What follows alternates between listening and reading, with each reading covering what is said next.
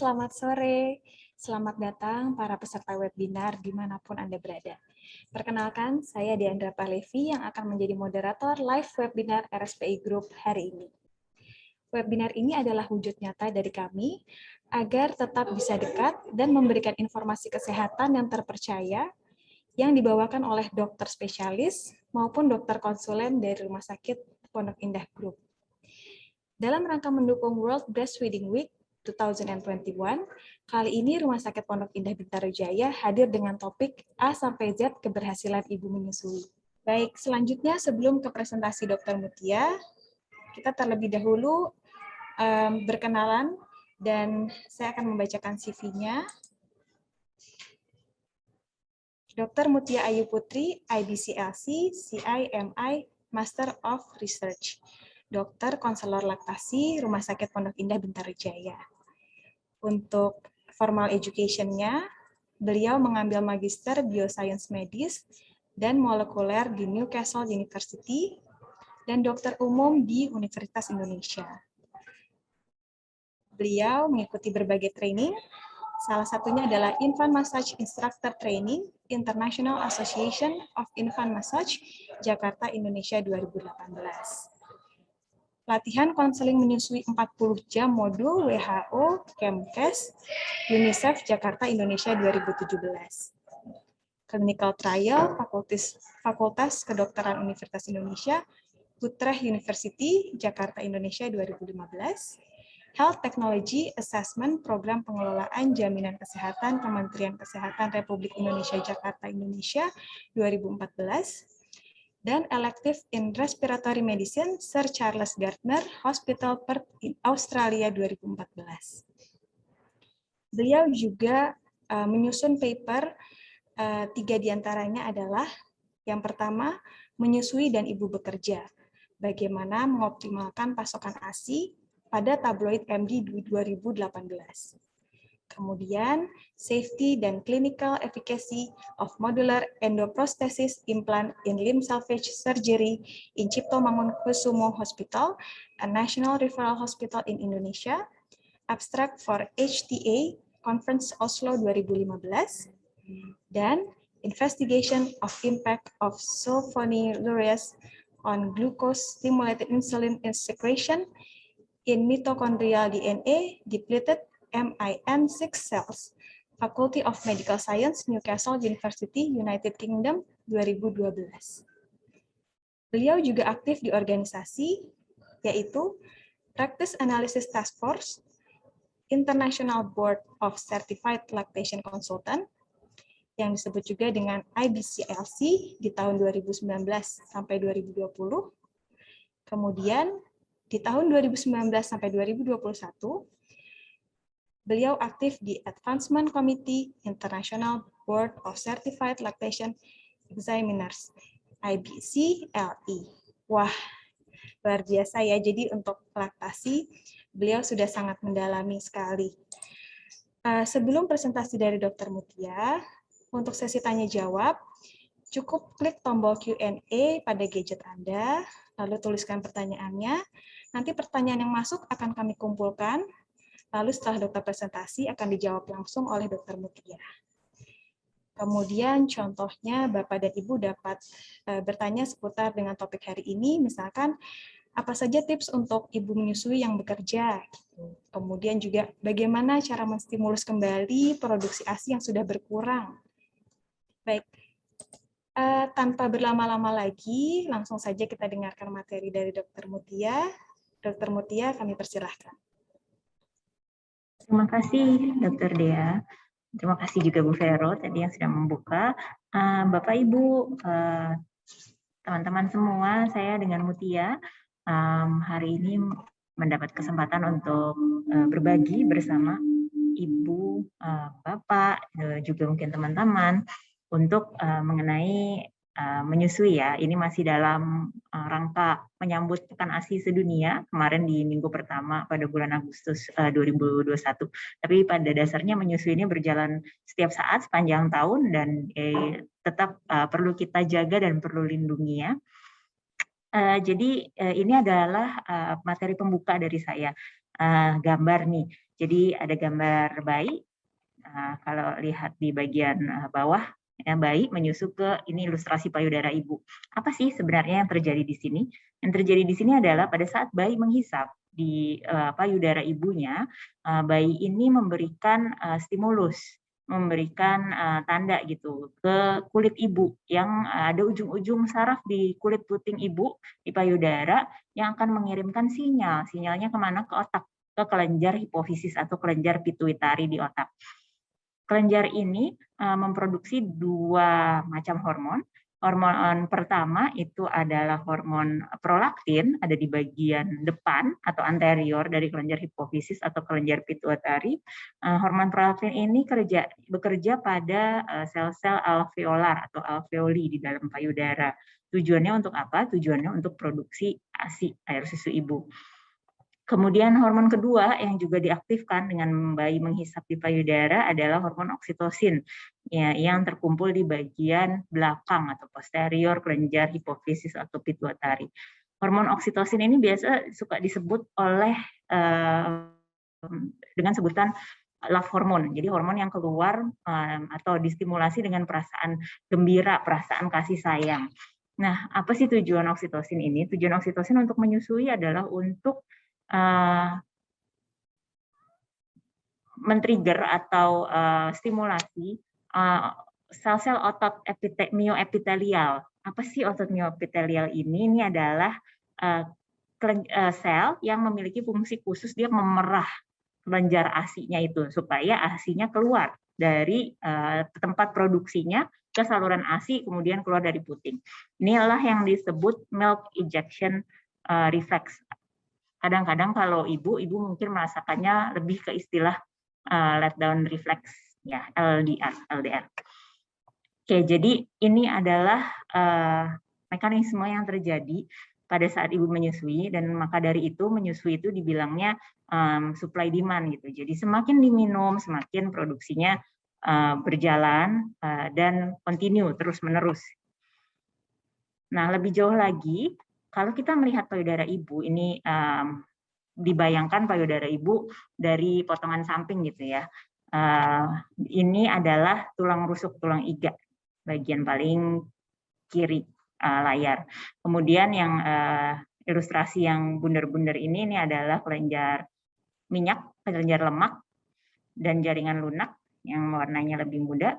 Nah, ini adalah sel-sel otot atau sel-sel mioepitelial yang tadi memerah saluran kelenjar ASI ini untuk supaya isinya atau ASI-nya yang sudah diproduksi bisa keluar ke saluran ASI sampai ke puting.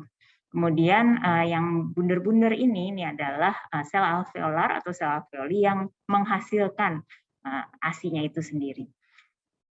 Semua saluran ASI ini akan bermuara di puting, dan satu puting mungkin terdiri dari kurang lebih ya belasan sampai 20-an gitu saluran keluar ASI.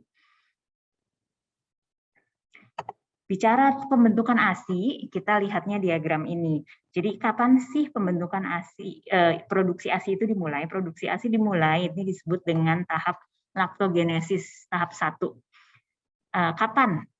Sebenarnya sudah dimulai dari usia kehamilan 16 minggu sampai 19 minggu. Apa yang terjadi di sini? Jadi kalau Bapak Ibu lihat di sebelah pojok kanan atas, ini adalah potongan payudara sama seperti yang tadi gambar sebelumnya. Namun ini di sebelum minggu ke-16 kehamilan, di mana masih kelenjarnya ini masih kecil-kecil, masih belum berkembang. Nah, mulai dari minggu ke-16 kehamilan, kelenjar ini makin membesar, salurannya juga makin tebal gitu ya, makin paten. Ini ada pengaruh hormon kehamilan di sini, hormon estrogen dan hormon progesteron. Hormon estrogen ini untuk pembentukan saluran ASI-nya, progesteron ini untuk pembentukan kelenjar ASI-nya. Kemudian tahap laktogenesis ini terus berlanjut sampai kapan? Sampai menjelang bayinya lahir. Jadi pada saat tahap laktogenesis tahap 1, di sini karena kelenjar-kelenjar ASI-nya sudah mulai berkembang, tambah besar, tambah aktif, sebenarnya produksi ASI sudah mulai nih di sini. Namun karena pengaruh hormon kehamilan, ASI yang sudah dihasilkan diserap lagi oleh tubuh, jadi dia tidak sampai bisa keluar. Atau kalau ada memang sebagian ibu hamil yang menjelang trimester 3 atau kelahiran bayi, kadang sudah bisa keluar ASI-nya ya karena produksi sebenarnya sudah dimulai, cuman karena fokusnya masih pada kehamilan, hormon kehamilan itu menghambat atau menyerap kembali produksi ASI tersebut karena memang belum dipakai ya, tujuannya belum sampai gitu, belum sampai di sana. Jadi inilah proses laktogenesis tahap 1. Dengan lahirnya bayi, dimulailah proses yang namanya laktogenesis atau pembentukan ASI tahap kedua. Kapan dimulainya? Ini segera setelah ari-ari atau plasenta lahir. Jadi bayi dulu lahir, habis itu ari-ari atau plasenta lahir. Nah, di situ hormon kehamilan mulai reda, dan hormon menyusuinya yang tadi 2 macam itu saya sebutkan di awal, oksitosin dan prolaktin itu mulai bekerja dan mengambil alih. Fungsinya laktogenesis tahap 2 adalah peningkatan produksi ASI setelah persalinan, terutama di minggu-minggu pertama persalinan. Nah, masa-masa ini kemudian akan berkembang menjadi masa galaktopoiesis. Galaktopoiesis ini adalah pemeliharaan laktasi setelah proses menyusui terbina dengan baik. Jadi minggu-minggu pertama setelah lahirnya bayi atau masa nifas ya buat ibu itu adalah waktu yang penting. Pentingnya untuk apa? Penting untuk membangun ritme dan hubungan menyusui yang baik antara ibu dan bayi. Nanti di situ adalah waktunya belajar teknik menyusui, bagaimana cara memposisikan diri ibu, menggendong bayi, kemudian memantau cara bayi menghisap ke payudara ibu, supaya memastikan memang teknik menyusuinya baik. Jadi bayi bisa mendapat ASI dengan optimal. Setelah minggu-minggu pertama atau setelah masa nifas ini selesai, yang terjadi adalah proses galaktopoiesis, yaitu pemeliharaan pemeliharaan proses menyusui atau produksi ASI melalui mekanisme permintaan pasar nih, supply dan demand. Kemudian proses galaktopoiesis ini akan berlanjut terus selama ibu menyusui, mau menyusui eksklusif maupun setelah periode eksklusif selesai. Jadi setelah periode eksklusif selesai sampai nanti kejadian menyusu terakhir seorang ibu dan bayinya itu disebut galaktopoiesis. Setelah kejadian menyusu terakhir antara ibu dan bayi, itu payudara akan mengalami involusi. Involusi ini mengecil ya. Jadi kalau ini ada gambar yang di sisi kanan kiri layar ini adalah gambar jaringan payudara yang diambil dan diwarnai. Ini di sini terlihat yang warnanya ungu atau merah tua ini adalah inti-inti sel kelenjar payudara, dan ya di sini nih masih kelihatan ini adalah sel-sel alveolinya yang membentuk lingkaran kelenjar yang sudah mulai mengecil gitu. Jadi di sini terjadi regenerasi struktur payudara dan atrofi atau penciutan kelenjar ASI. Ini terjadi kira-kira kayak 6 minggu gitu dari kejadian menyusu terakhir sampai nanti pada kehamilan berikutnya, atau ya atrofi sampai nanti menopause gitu seorang ibu. Nah, inilah yang terjadi pada saat seorang ibu menyusui gitu perjalanannya untuk payudaranya. Nah, bagaimana sih standar menyusui atau teknik menyusui yang baik? Itu kita mengenal istilah dengan menyusu on demand. On demand itu apa? Bahasa Latinnya ad libitum gitu kalau pernah dengar. Ini adalah ya semau bayi gitu. Seorang ibu atau orang tua, mau ibu mau ayah yang mengasuh bayi itu belajar mengenali kapan bayinya itu menunjukkan tanda-tanda mau minum, mau makan. Jadi itulah yang disebut dengan menyusu on demand supaya ya kebutuhan bayinya bisa tercukupi. Memang kalau panduan pemberian makan pada bayi dan anak-anak itu menurut WHO World Health Organization itu ASI eksklusif selama 6 bulan pertama kehidupan bayi. Apa sebenarnya ASI eksklusif itu?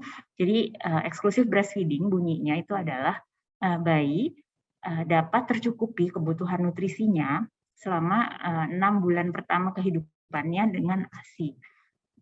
6 bulan atau lebih tua dari 6 bulan, ASI sudah tidak dapat mencukupi kebutuhan seorang bayi itu untuk tumbuh secara nutritif.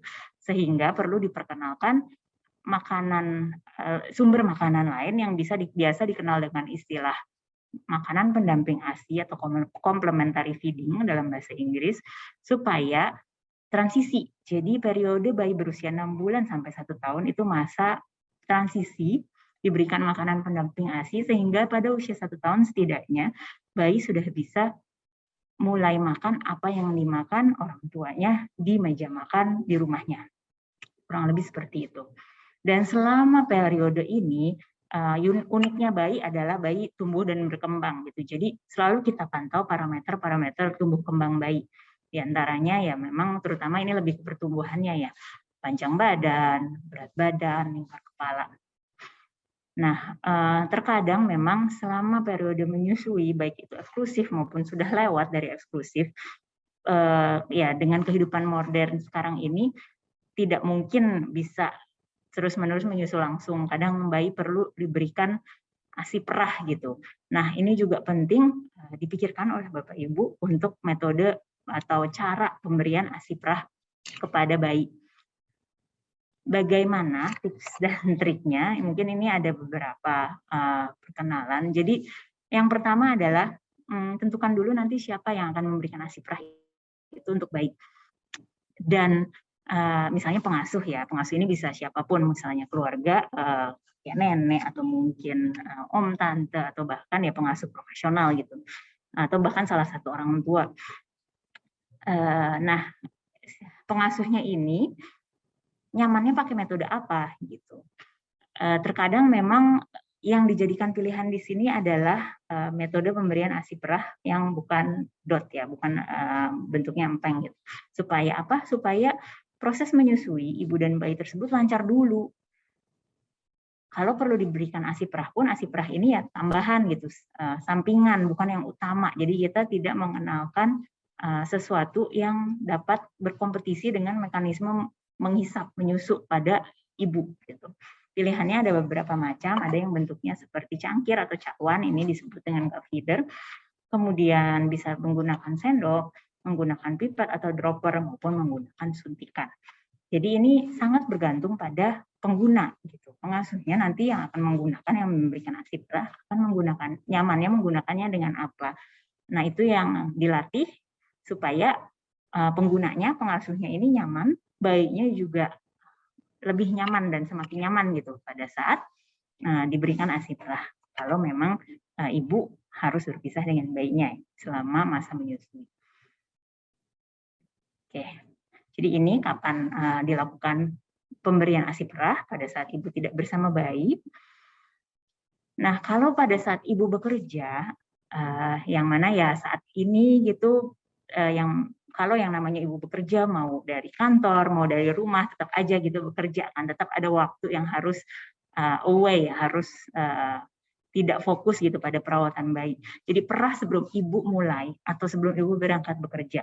Kemudian kalau misalnya memang situasinya working from home gitu, di saat-saat yang memungkinkan, semisal di tengah-tengah atau break itu pada saat masih bisa menyusui, silahkan direct breastfeeding itu pilihan yang terbaik.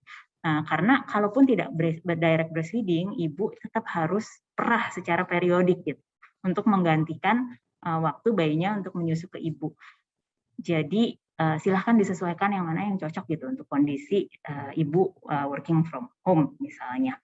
Kemudian begitu selesai waktu kerjanya, begitu selesai kalau working from home atau kalau sudah pulang gitu dari tempat kerja sampai ke rumah, langsung susui bayi. Jadi ciptakan kondisi di mana pada saat ibu pulang, pada saat ibu selesai kerja, ya memang waktunya bayi mulai lapar, mau bekerja, bebannya pasti tetap sama, baik working from home maupun bekerja di kantor. Itu pastikan ibu cukup cairan dan cukup nutrisi gitu selama menyusui. Karena ini adalah bahan dasar untuk menyusui bagi seorang ibu. Nutrisi, apapun yang masuk gitu, apapun yang dimakan, diminum oleh ibu. Nah, bicara dengan nutrisi, nutrisi itu terdiri secara garis besar itu makronutrien dan mikronutrien. Kalau makronutrien kita mengenalnya 3 besar, karbohidrat, protein, dan lemak gitu. Mikronutrien itu terdiri dari vitamin dan mineral. Nah, momen menyusui ini biasanya itu menjadi momen yang baik untuk ibu dan bapak gitu ya, atau keluarga itu memperbaiki pola makan gitu, membuat pola makannya menjadi yang lebih sehat, lebih segar dan sebisa mungkin bebas dari junk food atau makanan yang berpengawet. Kalau untuk kebutuhan ibu menyusui sendiri, kurang lebih masih ekstra 300 sampai 400 kilokalori per harinya dibanding kalau ibu tidak hamil. Nah, pastikan ibu memperhatikan jumlah protein yang dimakan oleh ibu. Setiap harinya kurang lebihnya 20 gram. Nah, supaya tidak bosan gitu, tidak belenak, boleh dikombinasi dari 2-3 jenis protein berbeda setiap harinya. Nanti sebentar lagi akan kita lihat kombinasinya apa aja gitu ya, yang mungkin supaya tidak bosan. Yang tidak kalah pentingnya tentunya adalah asupan cairan, boleh air putih, boleh jus. Itu kebutuhan cairan rata-rata kalau seorang perempuan ya kurang lebih berat badan 50 sampai 60 kg, setidaknya 2 liter sehari. Jadi selama menyusui, karena ASI itu bahan dasarnya adalah komponen air, jadi jangan sampai kurang nih ASINya. Saya tulis di sini ya minimumnya 2 liter, kalau bisa lebih gitu sampai 3 liter ya lebih baik. Kemudian konsumsi sayur dan buah segar gitu, karena semakin segar ya vitamin dan mineralnya semakin masih baik gitu ya, belum banyak yang rusak. Kemudian ini dihindari proses food. Jadi secara garis besar semakin kita bisa lihat atau masih bisa bayangkan gitu bahan mentah dari suatu makanan, dia semakin unprocessed gitu. Jadi kalau bisa kita hindari proses food, ya biasanya yang kita hindari memang gula dan trans fat ya kalau di proses food, itu silahkan bisa mulai dicoba gitu, selalu baik. Nah, ini kira-kira tabel perbandingan kebutuhan ibu antara biasa gitu dalam kondisi tidak hamil dan menyusui. Di sini memang beberapa referensi berbeda-beda memang, tapi secara garis besar kurang lebih malah dalam beberapa hal malah kadang-kadang laktasi membutuhkan kebutuhan beberapa proteinnya malah lebih tinggi dibandingkan pada hamil. Tapi secara garis besar sama gitu ya, kurang lebihnya nggak beda jauh banyak. Nah, ini yang harus dicukupi gitu. Jadi kadang-kadang tanpa disadari menyusui ini sebenarnya masih kelanjutan dari kehamilan gitu. Jadi apapun yang ibu lakukan untuk kesehatan selama hamil, silahkan dilanjutkan gitu selama periode menyusui juga. Karena ya kebutuhan ibu sebenarnya masih sama, kalau enggak malah lebih tinggi gitu. Seperti vitamin A ini bisa lebih tinggi malah, kebutuhannya 1.300 mikrogram per hari. Kemudian vitamin D di sini juga 15 mikrogram per hari, setara kurang lebih 600 international unit ya kalau kita pakai hitungan international unit. Kemudian sama kebutuhan folat juga paling tinggi memang pada hamil, tapi selama menyusui juga masih tetap 500 mikrogram. Dan vitamin dan mineral lainnya juga. Jadi poin saya di slide ini adalah apapun yang ibu dan keluarga usahakan selama hamil, silahkan dilanjutkan selama menyusui. Nah, ini tadi beberapa sumber protein yang bisa dilihat gitu. Jadi kalau dari jenis-jenis daging yang putih maupun yang merah, ini kurang lebih kandungan proteinnya sekian gitu, sebenarnya tidak banyak gitu untuk mencukupi 20 gram dalam seharinya. Jadi silahkan dikombinasi sesuai dengan selera keluarga seperti apa. Selain dari daging, tentunya juga telur. Itu telur ayam negeri bisa bergantung ukuran, bisa 8 sampai 11 gram satu butirnya. Kemudian ini bisa dari sumber susu sapi yang whole ya atau full cream nih, per 100 gram dia 3,3 gram kandungan proteinnya. Kemudian ikan salmon juga cukup tinggi 24,2, udang sedikit di bawahnya salmon 22,6 gram, dan keju juga bisa untuk sumber protein. Selain dari yang bersumber hewan, tentunya ada juga yang bersumber dari biji-bijian, tumbuh-tumbuhan boleh. Di sini kita cukup favorit tahu dan tempe, itu adalah sumber protein yang bagus. Kemudian oatmeal, almond, ini yang kadang-kadang digemari ibu nih sebagai booster ASI juga boleh digunakan selain juga ada kacang-kacangan atau biji-bijian lain. Nah, kemudian yang berikutnya akan saya bahas adalah penurunan berat badan pada ibu menyusui nih. Karena kita kan lagi membahas serba-serbi ya untuk keberhasilan menyusui. Kadang memang menjadi pertanyaan untuk penurunan berat badan yang ideal pada saat menyusui. Jadi sebulan yang pertama mungkin memang secara alamiah itu ada penurunan berat badan yang relatif cukup banyak ya sebulan pertama. Nah, lepas dari sebulan pertama, berapa sih idealnya? Secara rata-rata sebenarnya 500 gram sampai 1000 gram, berarti ini setengah sampai 1 kilo ini cukup, sudah merupakan target yang baik gitu. Dan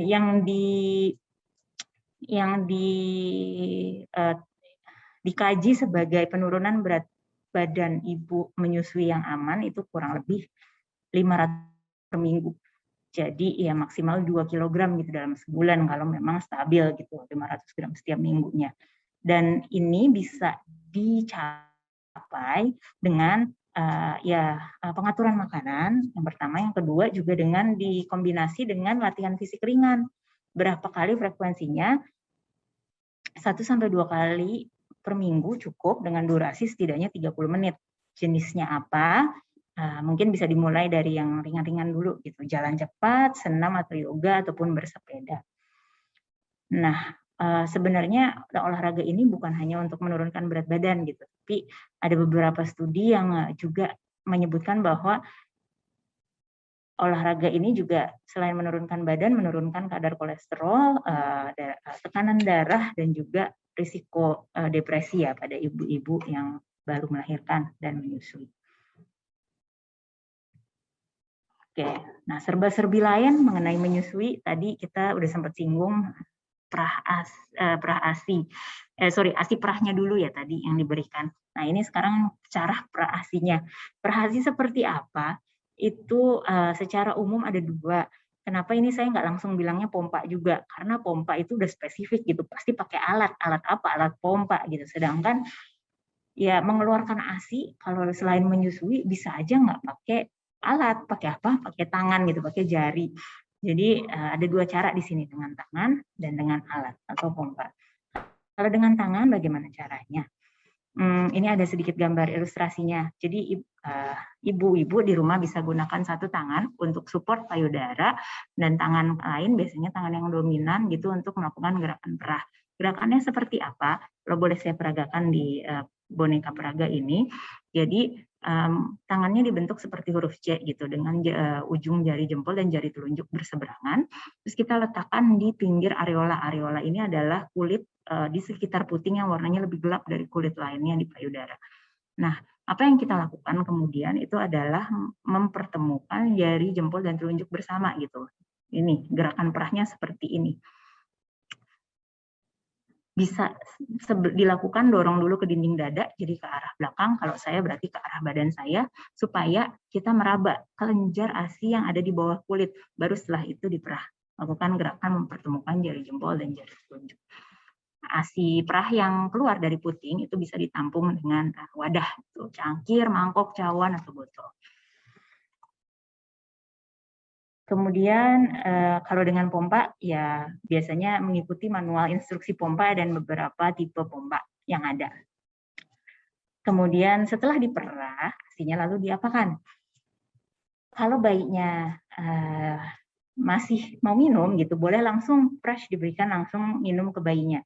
Tapi kalau misalnya bayinya memang sudah tercukupi, ASI-nya bisa disimpan. Bagaimana panduan penyimpanannya? Nah, ini bisa Bapak Ibu catat. Jadi secara umum itu tergantung rencana Ibu kapan ASI perahan ini akan dipakai. Kalau misalnya, oh ini buat dipakai, saya mau keluar nih 1 jam lagi, mau belanja gitu misalnya. Berarti akan dipakai dalam waktu mungkin 1-2 jam ke depan. Itu boleh didiamkan pada suhu ruangan, asumsinya suhu ruangan AC berarti ini ya 25 derajat Celcius. Dia bertahan 3-4 jam. Kemudian kalau misalnya Ibu sedang bekerja di kantor gitu, bawa kotak pendingin atau cool box dengan paling tidak 2 ice pack supaya suhu di dalamnya bisa terjaga, paling panasnya 4 derajat Celcius, ASI perah bisa bertahan 24 jam di situ. Kalau memang harus dimasukkan ke dalam kulkas, misalnya mau dipakainya besok-besok aja nih, hari ini pasti nggak pakai. Silahkan bisa disimpan di lemari pendingin atau kulkas. Kalau dengan suhu di bawah 4 derajat, tapi di atas 0 derajat, dia bisa tahan 3-5 hari. Kalau dibekukan, bagaimana panduannya? Kita juga, kembali lagi panduannya ada panduan suhu lemari bekunya itu seberapa rendah. Kalau dia lebih hangat dari -15 derajat Celcius, itu 2 minggu aja, jangan lama-lama. Tapi kalau dia bisa -15 derajat Celcius sampai -18 derajat Celcius, dia bisa bertahan 3 bulan asi perahnya. Nah, pada deep freezer kita bilangnya, atau yang lebih suhunya -20 atau lebih rendah dari itu, asi perah bisa bertahan sampai 6 bulan. Apa sih pengaruhnya ini ya? Semakin beku, semakin rendah suhu penyimpanannya, itu ya dia akan semakin stabil gitu ya komponen-komponennya. Kurang lebih seperti itu.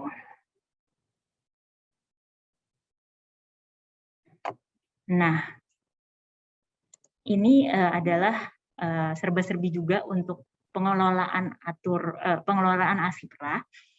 Apa yang perlu dipikirkan gitu atau disiapkan itu, kuasahi teknik memerah ibu. Nanti pilihan ibu seperti apa.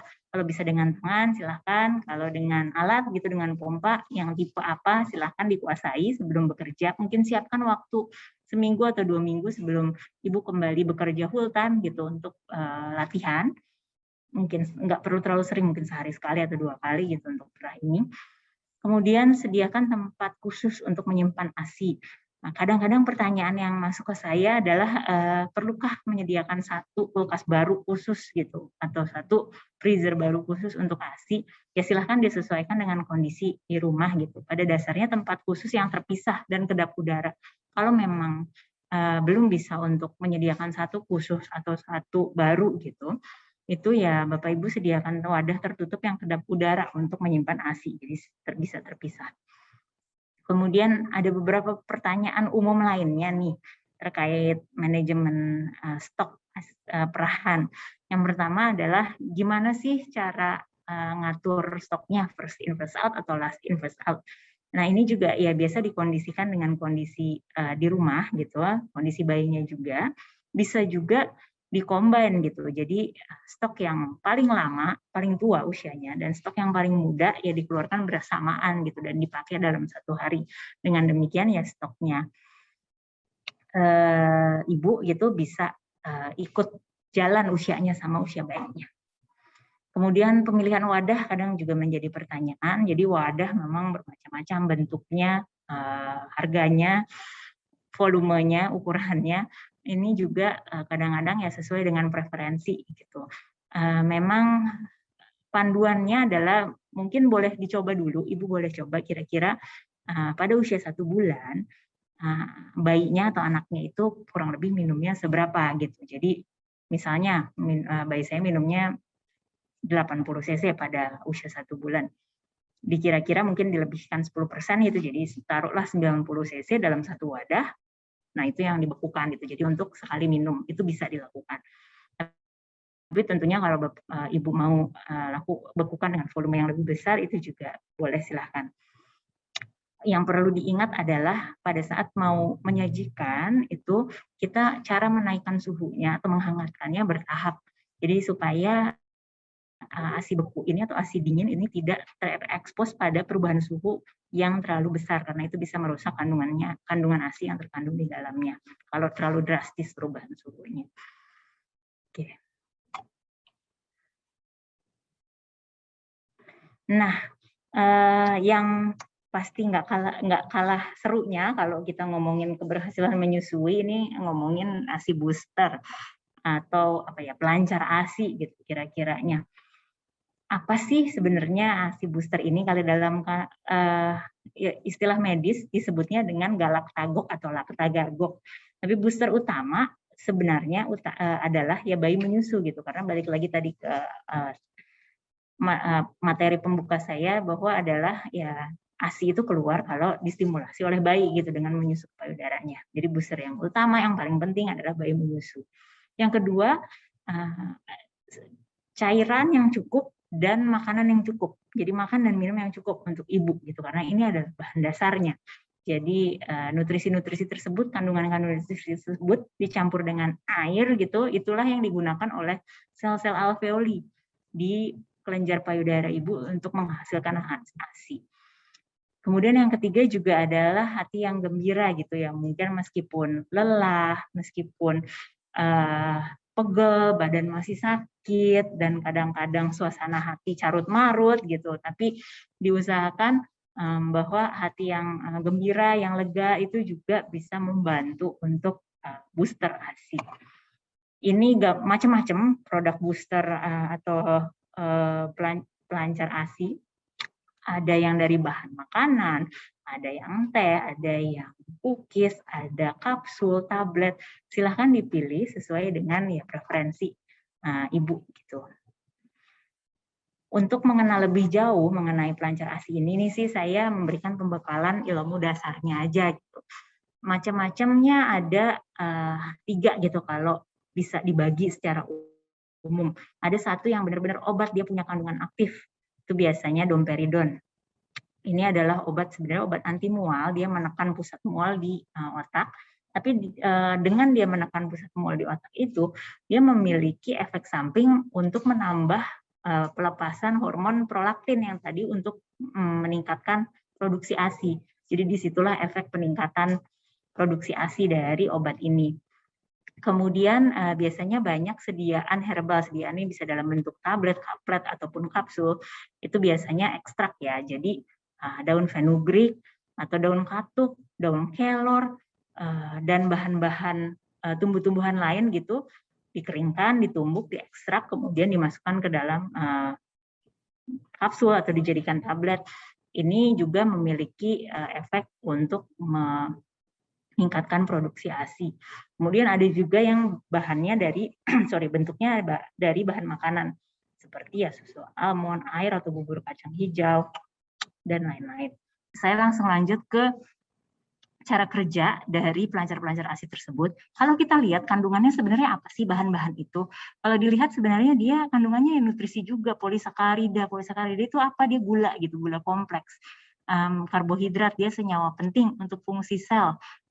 Dan dia memberi energi gitu, memberi makanan pada sel itu sehingga produksinya lebih bagus. Ibarat sel alveoli nih, sel yang produksi ASI kalau dikasih gula gitu, ya dia produksinya lebih bagus. Kemudian fitoestrogen, ini senyawa sejenis hormon estrogen ya yang berasal dari tumbuh-tumbuhan. Dia berinteraksi dengan reseptor hormon estrogen, dan sel kalau berinteraksi dengan senyawa mirip hormon estrogen ini, ya kinerjanya menjadi lebih baik. Kemudian juga ada saponin. Saponin ini adalah senyawa yang adaptogenik. Dia juga punya efek anti radang atau anti inflamasi. Terus dia memperkuat pembuluh darah kapiler. Jadi bayangkan kalau misalnya payudara gitu, pembuluh darahnya diperkuat, aliran darahnya makin lancar, sehingga aliran darah ke kelenjar ASI, ke sel-sel alveolinya makin baik gitu.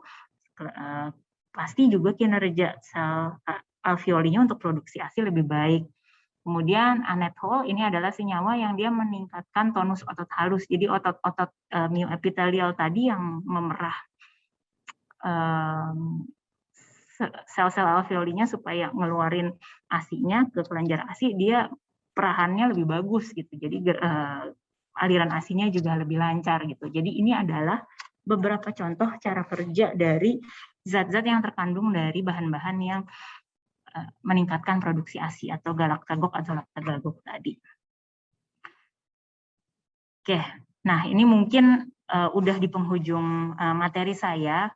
Saya mulai masuk ke materi yang relevan pada saat ini untuk masa pandemi. Sebenarnya juga pasti mungkin juga Bapak Ibu, teman-teman sudah banyak yang ketahui juga, tapi ini ya tidak berhenti-berhentinya disampaikan lagi supaya ya terus diingat gitu untuk kebaikan dan kesehatan bersama.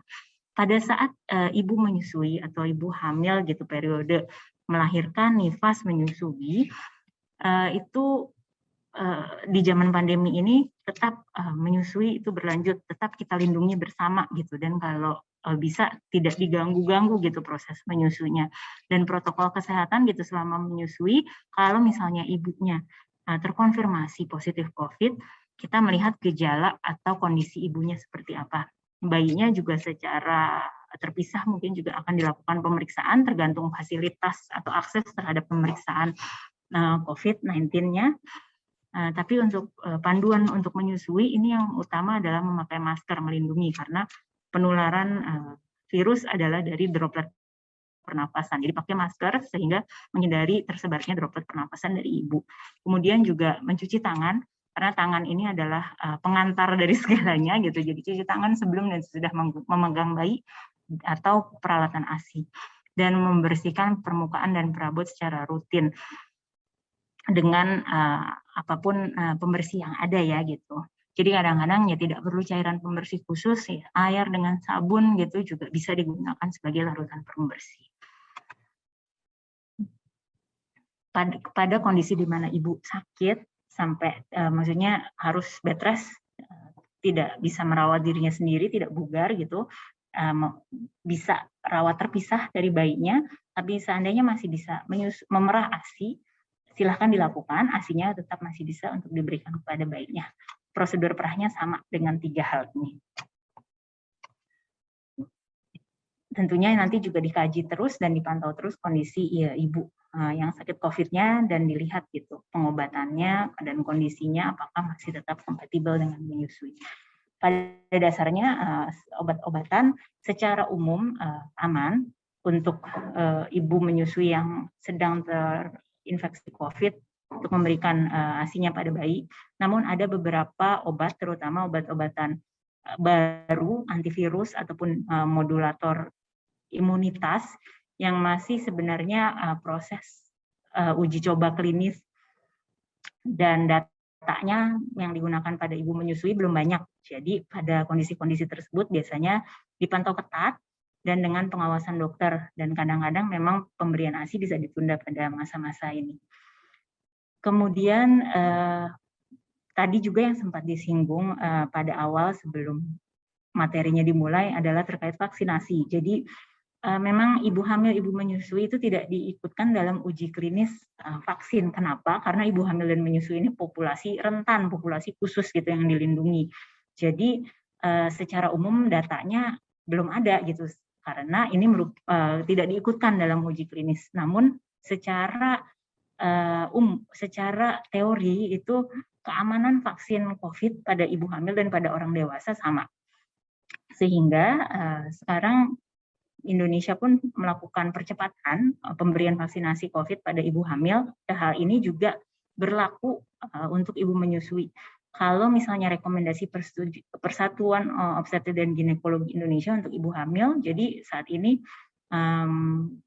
ibu hamil sejauh di atas usia kehamilannya sudah 13 minggu atau lebih sampai 33 minggu bisa vaksin dalam pengawasan dengan di bawah pengawasan petugas kesehatan minimal dokter atau bidan. Kemudian perhatian khusus malah yang harus prioritas nih cepat dapat vaksin malah ibu-ibu dengan kehamilan risiko tinggi dan yang nakes. Namun ibu hamil selain daripada yang risiko tinggi dan nakes ini pun bisa divaksin setelah mendapatkan penjelasan mengenai keuntungan dan risikonya vaksinasi COVID-19. Vaksin apa yang diberikan? Vaksin yang kandungannya bukan vaksin hidup. Jadi semua vaksin yang saat ini tersedia di Indonesia bisa digunakan dan pasti harus dengan ini ya pendampingan oleh dokter dan bidan gitu. Jadi untuk memastikan ibu dan suami dan keluarga itu memahami jenis vaksin yang diberikan, efek samping yang nanti bisa muncul misalnya setelah pemberian vaksin, dan yang utamanya adalah tentunya perlindungan terhadap COVID-19 gitu ya, plus digabung juga dengan protokol kesehatan yang tetap ketat. Dalam kondisi setelah vaksinasi ataupun sebelum vaksinasi, ibu menyusui silahkan dilanjutkan menyusuinya, jadi tidak perlu diganggu ataupun diinterupsi. Oke, nah dengan demikian ini saya udah sampai di penghujung materi saya. Gimana nih Dokter Dea? Baik, Dokter Mutia. Ramai sekali, Dokter. Pertanyaannya sampai 100-an. Wow. Iya, pesertanya juga antusias sekali, Dokter. Mungkin ini yang menurut saya menarik ya, Dok. Ternyata kita memerah tanpa menunggu penuh terlebih dahulu gitu. Biasanya kan kita ngerasa penuh baru oh iya pumping gitu ya dok ya. Ternyata nggak harus nunggu penuh ya dok. Itu jedanya berapa jam sekali dok baiknya? Oke, jadi perah ASI itu memang tidak ditunggu sampai penuh karena ya produksi ASI pada payudara ibu itu berjalan terus-menerus setiap saat. Tuh. Pada saat dia dikosongkan atau diminum bayi, dia produksinya akan lajunya lebih cepat untuk menggantikan yang diminum tersebut. Tapi kalau pada saat tidak diminum pun tetap ada produksi gitu. Nah, sementara kapasitas payudara ya segitu-segitu aja. Kulit manusia oke punya kapasitas meregang, tapi juga ada batasnya gitu. Jadi itulah alasan kenapa kita tidak tunggu sampai penuh. Sebelum penuh malah sebenarnya sudah kita ambil lagi gitu. Jadi supaya produksinya terus berkesinambungan. Dibanding kalau udah sampai penuh dulu baru diambil, satu biasanya udah mulai nggak nyaman tuh kondisi payudara ibu. Dan yang kedua, ya produksi ASI-nya kalau payudaranya udah mulai penuh itu malah lajunya akan melambat karena ya simply ada mekanisme di dalam tubuh ibu gitu, payudara lagi-lagi ngirim sinyal ke otak bahwa ini kondisinya udah mau penuh nih, bisakah laju produksinya diturunkan supaya nggak sampai penuh gitu kurang lebihnya. Oke. Baik dokter, daripada saya yang nanya terus, nanti saya dimarahin sama ibu-ibu. Langsung saja kita tampilkan beberapa pertanyaan ya dok. Baik. Langsung saja untuk pertanyaan pertama dari Ibu Kiki. Selamat sore Ibu Kiki. Pertanyaannya adalah, dok, bagaimana kiat berhasil dan bisa optimal menyusui eksklusif pada working mom, terutama pada 1000 HPK, berapa asupan kalori yang tepat, dan nutrisi apa saja yang dibutuhkan untuk ibu menyusuinya. Kemudian, apakah bayi yang direct breastfeeding dengan baby dengan ASI perah akan berbeda tumbuh kembangnya dan daya tahan tubuhnya? Dan kemudian, apakah proses mengasihi pada working mom bisa berpengaruh kepada bonding ibu dan bayi nantinya? Seberapa penting peran suami dalam keberhasilan mengasihi? Silakan dokter. Oke, jadi menyusui eksklusif pada working mom sebenarnya itu yang tadi kita bahas ya secara cukup luas gitu. Jadi bagaimana kiatnya? Yang pertama pastikan selama ibu bekerja itu memerah ASI secara periodik untuk pengganti bayi pada saat menyusu. Kemudian tadi teknik perah ASI, teknik penyimpanan ASI itu silahkan dikuasai dan disesuaikan dengan kondisi. Tentunya ya kadang-kadang lingkungan kerja, jarak antara rumah kalau masih ke kantor ya rumah dan kantor itu tiap rumah gitu, tiap kondisi beda-beda. Kemudian memang perlu kadang-kadang juga perlu pengertian gitu dari tempat kerjanya dan itu juga bisa disampaikan gitu pada saat ibu memang baru mulai kembali bekerja lagi full time, itu juga disampaikan pada pemberi kerja gitu bahwa ini saya ada kebutuhan untuk memerah ASI mungkin bisa 2 kali sehari di luar jam istirahat makan siang dan ya ciptakan memang situasi yang senyaman mungkin gitu ya di tempat kerja juga untuk memerah ASI. Kemudian nutrisi yang dibutuhkan untuk ibu menyusui yang tadi ya, jadi mikronutrien, makronutrien. Semua dicukupi, fokusnya utamanya juga untuk protein gitu, jadi bisa dari jenis proteinnya divariasi dan jumlahnya juga minimal 20 gram. Kemudian apakah baby dengan DBF dengan baby dengan ASI perah tumbuh kembangnya dan daya tahan tubuhnya berbeda? Itu kalau secara penelitian tidak, tapi ya tentunya memberikan ASI ini atau bayi minum ASI ini bukan semata-mata untuk makanan atau kebutuhan badaniah bayi juga. Dengan menyusui langsung kadang-kadang ya di situ ada ya interaksi gitu yang memang tidak bisa dibandingkan dengan kalau bayi mendapat ASI perah. Tapi misalnya menyusui langsung tidak dimungkinkan gitu karena satu dan lain hal, tetap pilihan yang terbaik setelahnya adalah minum dengan ASI perah gitu. Dan minum dengan ASI perah itu juga ya tetap ya ada pola pengasuhan juga di situ gitu. Cuman mungkin memang pengalaman yang berbeda gitu dengan menyusu langsung atau direct breastfeeding. Tapi kalau dari tumbuh kembang dengan daya tahan tubuhnya tidak, studi penelitian ilmiahnya tidak menemukan ada perbedaan. Kemudian mengasihi pada working mom untuk bonding ibu dan bayinya tetap bisa berlanjut. Jadi ya memang irama keseharian kalau bekerja gitu dan ibu yang misalnya bekerja di rumah mengurus rumah tangga memang beda. Tapi ya tetap di sini ya bisa dilakukan ya pola asuh pengasuhan gitu. Jadi selama dilakukan dengan gembira gitu dan dengan hati yang ringan, itu semoga tetap bisa membawa berkah ya buat ibu dan bayinya. Peran suami ini tentunya ya berbeda-beda ya, tapi dalam kondisi mungkin satu keluarga atau satu rumah dengan yang lainnya. Tapi jadi menyusui ini adalah kelanjutan dari kehamilan, dan kehamilan itu kan juga meskipun memang di tubuh ibu gitu terjadinya, tapi juga tidak mungkin terjadi kalau ibu sendiri gitu. Jadi selalu ada suami, ada keluarga. Jadi seberapa penting ya itu silahkan ibu-ibu jawab sendiri atau diskusi sama suaminya gitu, seberapa penting, apa yang diperlukan dari suami, apa yang bisa disupport suami sama ibu, itu silahkan dikomunikasikan berdua. Baik dokter, biasanya suami itu membantu membuat hati gembira ya dok ya? Iya. Baik, selanjutnya ada dari Ibu Riana Rohmawati, dokter. Halo dokter, izin bertanya, semoga berkenan menjawab.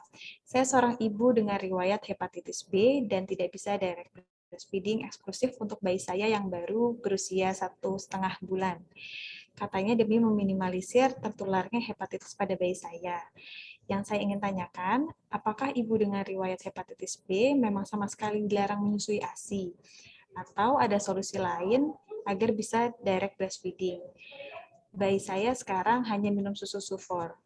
Baik, semoga bisa dibantu jawab ya dok. Silakan dokter.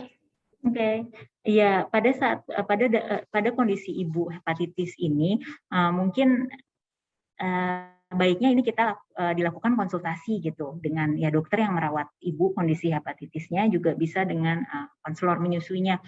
Informasinya di sini sayangnya tidak lengkap gitu. Riwayat hepatitis B atau infeksi aktif hepatitis B gitu, karena itu juga beda gitu kondisinya. Kalau memang sedang infeksi aktif gitu dalam fase aktif, memang biasanya kita perhatikan sekali gitu menyusunya, karena virus hepatitis B ini adalah virus yang memang bisa masih masih terbawa gitu, atau kandungannya virus itu ada keluar di ASI. Tapi kalau misalnya riwayat dalam arti sebenarnya virusnya sudah tidak hidup lagi dalam tubuh ibu, nanti bisa kita kaji bersama gitu, ibu sebenarnya ada di tahap mana. Betul, dengan dokter yang merawat ibu juga mungkin ya kita bisa sama-sama gitu.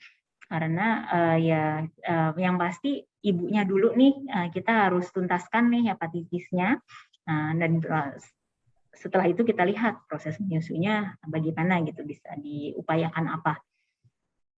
Baik, terima kasih Dokter Mutia. Selanjutnya pertanyaan dari Ibu Wati Chandra. Dok, pada saat IMD dan selanjutnya ibu harus langsung menyusui anaknya tiap 2 jam. Dan kemudian sama nih dok, sejenis, dokter interval menyusui itu berapa jam sekali? Dan mengetahui bayi kembung itu seperti apa? Silahkan dokter Mutia. Oke, nah jadi memang bayi itu kalau pada saat dia lahir itu banyak sekali perubahan pada tubuhnya gitu ya. Di dalam perutnya dia tidak menggunakan saluran pencernaannya untuk makan. Semua kebutuhannya dapatnya dari tali pusat. Begitu lahir, tali pusatnya lahir juga gitu ya, atau dipotong gitu. Kemudian sambungan ke ari-ari ibu yang sumber makanannya itu putus. Bayi kemudian harus belajar gitu untuk mencari makan. Nah, itulah kenapa praktek persalinan itu inisiasi menyusu dini. Begitu lahir, pluk, bayinya ditempelkan gitu. Bayinya telanjang, ibunya telanjang.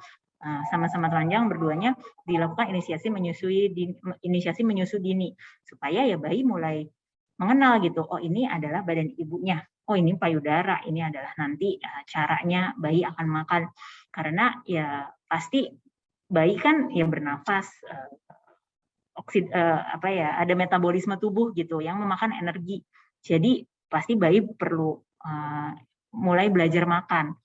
Bayi dilahirkan kalau pernah dengar mungkin dengan cadangan lemak gitu yang akan dia gunakan untuk sumber energinya untuk metabolisme mungkin bisa 2-3 hari gitu setelah bayi tersebut lahir. Tapi ya setelah itu dia juga harus bisa mencukupi kebutuhan makanannya sendiri dengan ya menyusu gitu misalnya. Karena itu dilakukan IMD. Terus diharapkan pada saat IMD tersebut proses menyusu bisa terjadi. Nah, mulai dari situ ya udah mulai tiap 2 jam sekali. Kenapa sih 2 jam sekali? Cepet banget gitu kan. Saya nggak bisa ngapa-ngapain dong. Ya karena memang lambung manusia itu kosong setiap 2 jam. Jadi pencernaan apa yang makanan yang masuk ke dalam lambung dicerna dalam waktu 2 jam dia turun lagi gitu ke usus untuk proses yang berikutnya. Jadi udah ada refleks laparnya lagi tuh. Biasanya ya kita aja orang dewasa kurang lebih kan 2 jam gitu, 2,5 jam udah mulai kruyuk-kruyuk lapar gitu. Nah dari situlah sebenarnya basis kenapa menyusui bayi tiap 2 jam gitu karena ya memang udah waktunya lapar, udah waktunya bayi minum. Jadi silakanlah disusui gitu. Lebih pentingnya lagi dari interval tiap 2 atau 3 jam ini adalah mengenali kapan tanda-tanda bayi mau minum gitu. Mungkin tadi belum sempat dibahas lebih dalam, tapi kalau misalnya Bapak Ibu perhatikan bayi-bayi ini pintar dalam arti pada saatnya dia mulai akan terlihat gitu bagaimana sih cue atau tanda-tanda bayi itu ingin minum.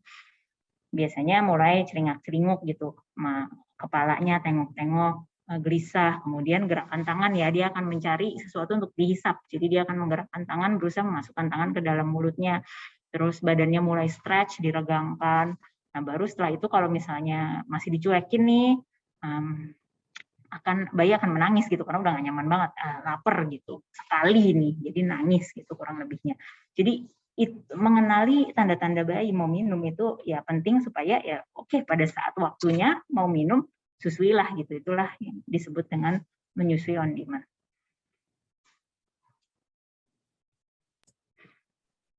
Untuk bayi perut kembung ya ini kadang-kadang feeling juga ya. Kadang-kadang ibu biasa mungkin memperhatikan perut bayinya lebih besar gitu, lebih kembung, menggembung daripada biasanya, atau mungkin bayinya mengeluarkan gas gitu lebih sering dari biasanya.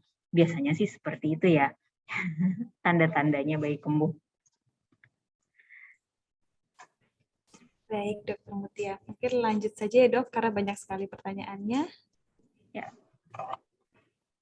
Dokter, ini dari Ibu Isna di Pamulang. Dok, saya kan akan lahiran di minggu ke-37.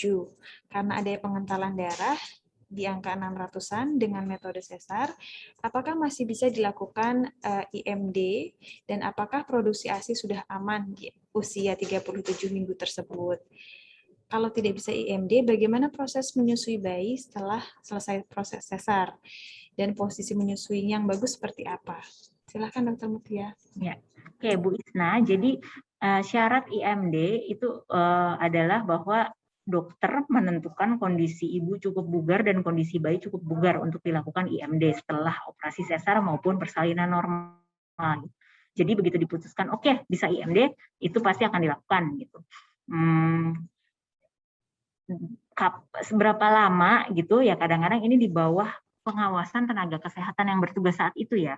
Kalau misalnya dirasa oke cukup gitu karena kayaknya bayinya perlu dihangatkan atau ibunya perlu pemulihan, itu bisa memang sewaktu-waktu dihentikan. Tapi begitu udah stabil dalam arti sudah dirawat gabung, bayinya sudah stabil, ibu sudah stabil, itu IMD dilanjutkan dengan istilah yang disebut rawat gabung, rooming in gitu. Jadi bayi ada di dalam satu ruangan dalam perawatan yang sama dengan ibu sehingga ya bisa bersama-sama dan ibu udah bisa mulai mengenali ya tanda-tanda bayinya mau minum gitu dan bayinya juga sudah bisa mengenali kedekatan dengan ibu. Produksi ASI tadi seperti yang sudah dibahas bahwa sudah mulai dari minggu ke-16 proses persalinan. Kalau memang bayi lahir sebelum usianya cukup bulan, 37 sampai 41 minggu ya biasa rentang cukup bulannya, itu memang ASI-nya disebut ASI bayi prematur gitu, karena bayi yang lahir sebelum usia cukup bulan itu juga namanya bayi prematur. Ada sedikit perbedaan dari komposisi ASI-nya, tapi tetap itu adalah sumber makanan yang terbaik karena itu yang alami gitu ya, yang dihasilkan oleh ibu untuk bayinya yang dikandung tersebut. Jadi untuk menjawab pertanyaan ini, ya ASI sudah aman betul karena produksinya ya bahkan sudah dimulai dari minggu ke-16 ya. Kemudian kalau memang IMD tidak dimungkinkan, tadi begitu rawat gabung mungkin terjadi, itu langsung rawat gabung dan ya langsung dicoba menyusu teratur gitu, on demand atau paling nggak di awal-awal setidaknya 2 jam sekali gitu ya, untuk memenuhi kebutuhan pengosongan lambung bayi. Posisi menyusui nanti bisa dicari gitu tergantung kondisi. Biasanya kalau misal setelah operasi sesar memang bed rest total gitu beberapa jam pertamanya, jadi nanti bisa dibantu tenaga kesehatan untuk memposisikan bayinya supaya posisi nyusunya bisa lebih nyaman. Baik dokter, berarti kalau sesar atau seksio, IMD bisa dilakukan selama bayi tidak kedinginan ya dok ya, dan mungkin waktunya akan diatur oleh petugas kesehatan pada saat itu, begitu. Ya. Baik, pertanyaan selanjutnya dari Ibu Ayu Gayatri, dok apakah indikasi medis anak tangkai perlu diinsisi? Dan apakah sangat berpengaruh terhadap keberhasilan ASI? Dan apa efek negatifnya dari insisi tersebut? Silakan dokter. Oke, ini pertanyaannya sama ya, kurang lebih 2 ini. Jadi ya Bu Ayu Gayatri dan Bu Nandika, tangkai ini memang adalah salah satu kondisi yang kadang ditemukan pada bayi baru lahir ya, yang menyusu pada ibunya. Sebenarnya apa kondisi ini? Kondisi ini adalah variasi normal pada lidah bayi.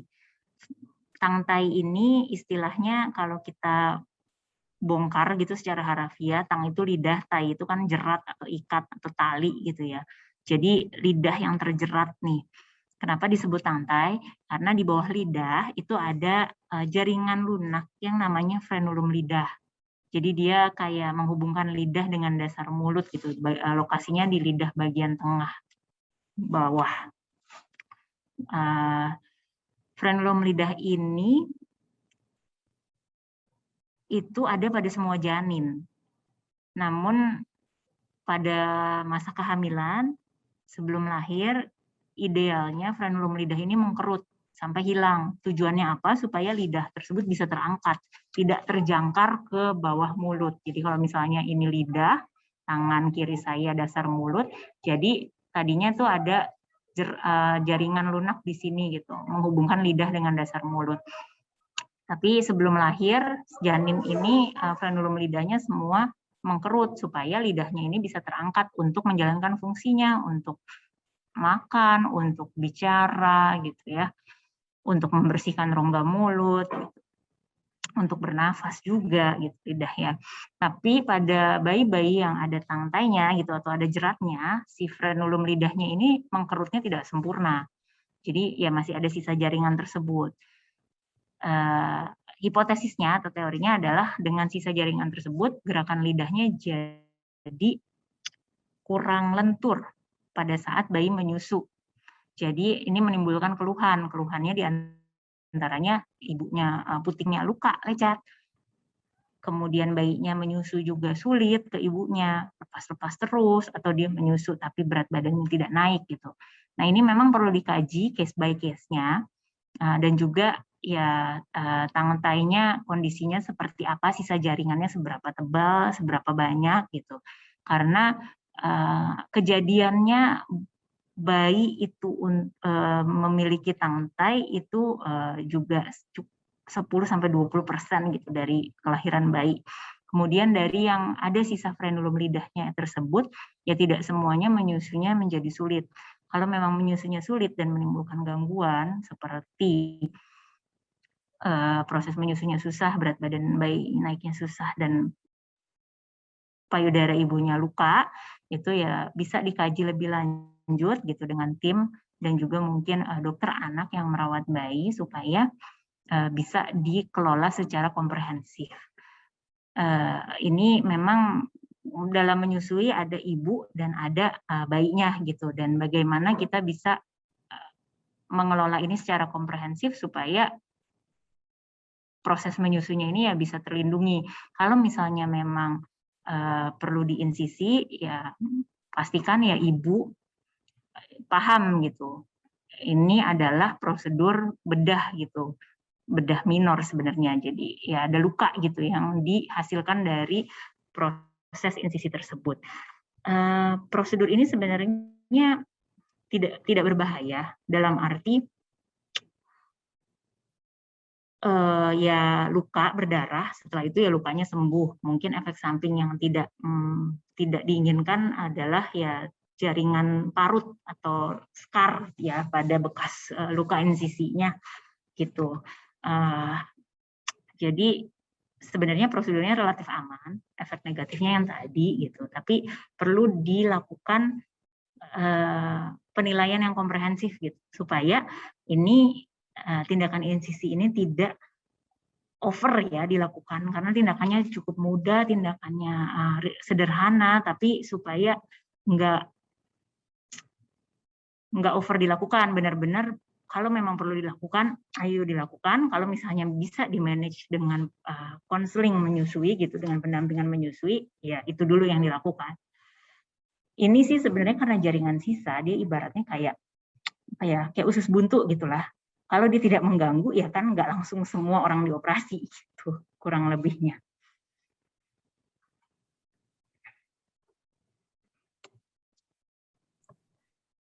Baik dokter, berarti tangkai ini memang bisa berpengaruh, namun juga terlebih dahulu konsultasi ke dokter anaknya ya dok ya. Iya. Itu. Dokter, ini banyak sekali pertanyaan, mungkin bisa langsung dilanjut lagi aja. Silahkan. Dokter, selamat sore dari Ibu Santi Septianingsih. Apa yang harus dikonsumsi pada Ibu menyusui setelah melakukan vaksinasi COVID-19 ya dokter? Lalu, apakah akan mempengaruhi ASI yang diproduksi nantinya? Vaksinasinya mungkin ya maksudnya ya. Kemudian, tips khusus menjaga imunitas tubuh ibu menyusui yang memiliki anak lahir prematur, agar ASI-nya bagus, lancar, dan banyak tetapi imun tetap terjaga. Terima kasih dokter. Silakan dokter. Oke, Ibu Santi, terima kasih pertanyaannya. Jadi, setelah melakukan vaksinasi COVID ya makan biasa aja. Adakah yang harus spesial? Ya mungkin kalau misalnya ada efek samping vaksin ya yang tidak nyaman, misalnya nyeri hebat gitu di lokasi vaksin atau suhu tubuh yang naik, ya silahkan konsumsi anti demam ya, sesuai pilihan ibu gitu. Tapi secara umum bebas makan minumnya setelah vaksinasi. Kemudian produksi ASI setelah vaksinasi, kalau secara dalam hitungan jam sih saya tidak mengetahui ada efeknya gitu. Tapi mungkin nanti ya seiring berkembangnya imunitas tubuh ibu, ya pasti ada zat imunitas tersebut, tidak murni untuk spesifik COVID ya, yang muncul juga gitu di ASI, yang berbeda gitu dari pas sebelum ibu imunisasi COVID. Tapi intinya sih ya nggak perlu sampai dilihatin satu-satu gitu. Kita juga nggak bisa lihat barangnya gitu. Tapi ketahuilah ya dengan vaksinasi COVID-19 kita melindungi ibu gitu dari risiko infeksi COVID-19. Iya, baik. Selanjutnya dokter. Untuk menjaga imunitas ibu untuk prematur, ya sama seperti biasanya gitu. Jadi ya dari makan asupan yang bergizi, yang tinggi protein gitu untuk membantu imunitas, karena protein itu adalah sumber utama dari antibodi, itu komponen utama dari antibodi. Jadi perbanyaklah makan protein. Kemudian minum juga cairan yang cukup. Dan ya kalau memang memungkinkan gitu, karena badan ibu juga perlu istirahat dan perlu recovery ya setelah prosedur persalinan. Kalau misalnya sudah oke gitu, sudah melewati masa nifas gitu, memulai aktivitas fisik ringan, jalan cepat gitu, stretching, yoga, silahkan.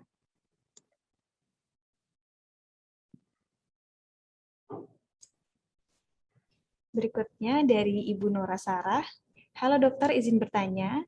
Untuk calon ibu menyusui dengan keadaan ada benjolan lunak di payudara yang ada sudah beberapa tahun lalu sebelum hamil, apakah proses menyusui tetap dapat berlangsung dengan baik? Apakah ada tips tertentu terhadap keadaan tersebut? Baik, terima kasih Dr. Dea. Jadi Bu Nora Sarah, memang kadang-kadang benjolan lunak atau tumor jinak gitu ya payudara itu terjadi gitu, baik dari sebelum kehamilan maupun sebelum menyusui. Pada prinsipnya kelenjar lunak tersebut jadi ada di tengah-tengah kelenjar payudara. Ya, jadi pada saat menyusui karena kelenjar payudaranya aktif gitu, produksi terus, kadang benjolan tersebut lebih terasa gitu, terasa lebih besar atau sering lebih mungkin kerasa nggak nyaman gitu, ada yang sampai terasa nggak nyaman atau bahkan kadang sakit atau pegal, itu wajar. Tapi pada dasarnya dia tidak mengganggu produksi ASI, tidak menghalangi kapasitas produksi ASI.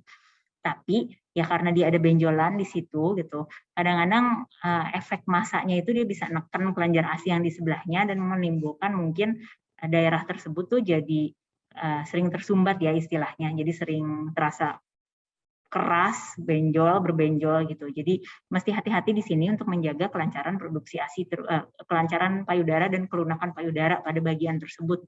Caranya gimana ya? Menyusui rutin itu tadi secara periodik, tidak ditunggu penuh dulu.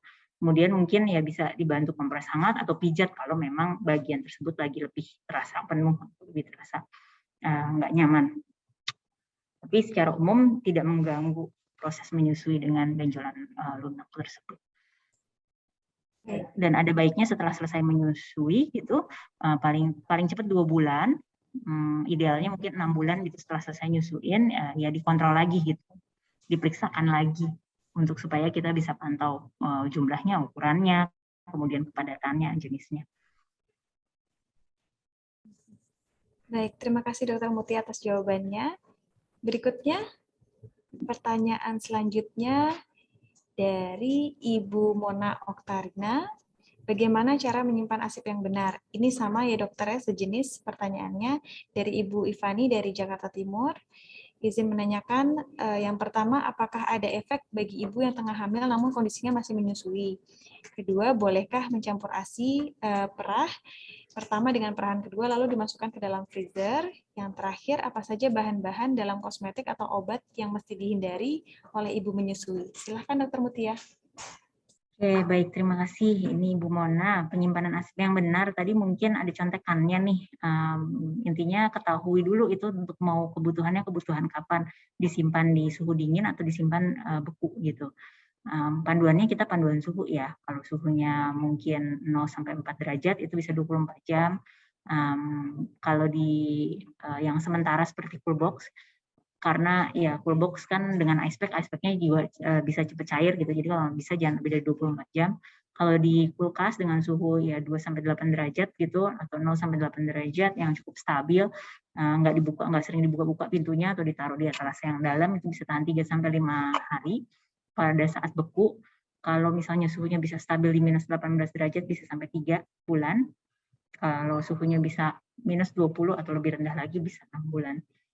Kemudian ibu hamil ibu yang masih menyusui, kadang-kadang bahkan masih menyusuinya eksklusif gitu, kadang-kadang memang bisa hamil lagi. Selama pada saat hamil kita lihat kondisi ibu, kalau misalnya tidak mengganggu kehamilan, itu silahkan dilanjutin menyusuinya. Tubuh ibu, payudara ibu pasti secara otomatis akan ngikutin kondisi kehamilannya, jadi akan keriset lagi tuh balik payudaranya mulai ASINya diserap gitu. Jadi mungkin kalau misalnya udah bulan keempat, bulan kelima gitu, terasanya malah payudaranya kosong gitu, nggak penuh lagi. Tapi sebenarnya kalau bayi menyusu gitu, yang kakaknya ini, yang mau jadi kakak ini masih menyusu, sebenarnya masih diperbolehkan lanjut sampai kapan? Sampai ya kakaknya atau ibunya tuh ya siap begitu untuk menyelesaikan menyusunya ini. Jadi bisa kalau misalnya mau dilanjutkan. Kemudian ASI perahan dari dua waktu yang berbeda gitu bisa digabung jadi satu asal suhunya sama. Jadi pada saat pencampuran kita tidak ekspos bahan-bahan itu terhadap perubahan suhu. Bahan kosmetik atau obat yang dihindari, pada dasarnya apapun yang sama seperti yang Ibu hindari kalau masih hamil. Itu aja sih yang paling gampang. Baik dokter, jadi kurang lebih ibu menyusui dan ibu hamil itu apa yang dihindari dan apa yang dikonsumsi sama ya dok ya, Faktornya masih sama dianjurkannya. seperti waktu kondisi hamil. Baik, pertanyaan berikutnya dari Ibu Ica Ramadina, bagaimana jika setelah melahirkan ASI belum juga keluar? Apakah harus dibantu dengan sufor? Sama juga dokter dari Ibu Dani Rahmadana, apa yang menyebabkan ASI tidak keluar? Dan Ibu Fani Andriani, ASI booster sebenarnya sebenarnya efek dan aman nggak sih? Gitu. Silakan dokter. Oke. Beberapa hal ya, kalau untuk ASI belum keluar itu perlu pendampingan pasti Bu, karena kondisinya jarang banget ibu tuh tidak punya kelenjar ASI. Ada memang kelainan seperti itu, jadi ibu tidak punya kelenjar ASI, jadi tidak bisa produksi ASI sama sekali. Tetapi angkanya sedikit banget gitu. Jarang sekali gitu dalam arti. Sebagian besar adalah yang tadi itu, ASI-nya udah ada, udah mulai bahkan produksinya itu dari sejak minggu ke-16 kehamilan, tapi memang belum bisa dikeluarkan. Itu wajar banget 2-3 hari bahkan sampai mungkin ya seminggu pertama gitu masa persalinan, setelah persalinan. Jadi apa yang harus dilakukan? Pendampingan dengan ya orang yang mengerti gitu dengan ASI ini, jadi bisa memberikan guidance yang baik gitu. Perlu dibantu dengan sufor atau tidak, ya kita lihat kondisi ibu dan kondisi bayi. Dan yang pasti adalah mulailah dulu gitu proses menyusuinya dengan apa? Dengan IMD, dengan rawat gabung atau rooming in, dengan usaha nyusu bayi gitu tiap 2 jam sekali, karena menyusui itu adalah boosternya, itu stimulusnya gitu untuk produksi ASI. Perlu atau tidak dibantu dengan sufor, kita akan lihat gitu kebutuhan bayinya. Tapi yang pasti perlu diusahakan dulu adalah ya menyusuinya dulu gitu. Karena kenapa ya mungkin ini bisa dijawab oleh Bapak Ibu sendiri gitu, karena ya bayi ya makanannya secara alamiah gitu, secara natural ya ASI ya. Penyebab ASI tidak keluar ini bisa macam-macam, bisa lelah atau prosedur operasi yang berat gitu buat tubuh ibu, jadi ibu perlu waktu, perlu menyesuaikan, tapi biasanya sih tunggu gitu karena waktu gitu. Sedikit sekali memang kelainan payudara yang sama sekali tidak ada kelenjar atau kelenjar di payudaranya tidak mencukupi gitu untuk produksi ASI. Itu angkanya jarang banget gitu. Tapi yang lebih seringnya terjadi adalah kurang persiapan gitu dan kurang pengertian, pemahaman bahwa ASI itu udah ada sejak kapan? Sejak hamil. Jadi ya masa-masa setelah bayinya lahir, setelah ibunya pemulihan setelah melahirkan, itu ya kita bina hubungan menyusui yang baik gitu supaya ASI-nya bisa keluar dan bisa menyusui dengan baik. ASI booster, efek atau enggaknya itu memang tergantung lagi pada pilihan gitu, karena ya tadi bahannya banyak, jenisnya macam-macam, dan kadang-kadang kemasannya atau bentuknya itu juga mempengaruhi ya, karena selera ibu juga beda-beda gitu. Jadi silahkan disesuaikan. Nah, aman atau enggaknya ya memang saat ini kalau di Indonesia kan dijaga oleh Badan Pengelola Obat dan Makanan gitu. Jadi ya pastikan ibu memilih ASI booster yang memang jelas gitu produknya. Kalau memang mau ambil dari yang bahan makanan segar gitu, misalnya masak sendiri sayur patuk, bubur kacang hijau, atau beli susu almond rumahan gitu, ya silahkan, bisa juga itu juga dikombinasi sesuai dengan selera. Dan yang pasti harus diminum juga dengan nyaman gitu, dengan hati yang gembira. Karena kalau nggak suka gitu mau dikata daun katuk, orang semua tahu gitu ini pelajar ASI. Tapi kalau emang nggak suka itu ya nggak akan ada efeknya juga. Jadi sambil dimakan ASI booster itu, sambil dicari mana yang cocok, mana yang sesuai selera ibu, dan dimakannya juga dengan kepercayaan, hati yang gembira, dan doa bahwa ini memperlancar ASI. Baik, Dokter Mutia. Dokter, sebenarnya banyak sekali pertanyaan yang masuk. Iya. Dokter juga bisa lihat ya dok ya, sangat banyak yang masuk namun belum sempat dijawab. Kami minta maaf sekali karena keterbatasan waktu. Jadi pertanyaan yang mungkin belum terjawab boleh langsung ditanya ya dok ya. ke klinik laktasi Dr. Mutia di Rumah Sakit Pondok Indah Bintaro Jaya. Jadwalnya bisa dilihat di website Rumah Sakit Pondok Indah Group dengan cara mencari hospital, kemudian find dokternya, Dr. Mutia, kemudian appointment di call center kami 8082 8 kali extension 2. Baik, kami berharap apa yang disampaikan dengan Dr. Mutia hari ini banyak menambah pengetahuan baru yang bermanfaat untuk Bapak dan Ibu. Ikuti terus acara webinar RSPI Group ini. Akhir kata, saya atas nama pribadi, Diandra Pakevi, mohon maaf apabila ada kekurangan. Ibu Bapak yang terhormat, tetap sehat tanpa cemas. Sampai bertemu lagi di webinar selanjutnya. Semoga Anda dan keluarga dalam keadaan sehat. Terima kasih dan selamat sore. Selamat sore, terima kasih Bapak Ibu.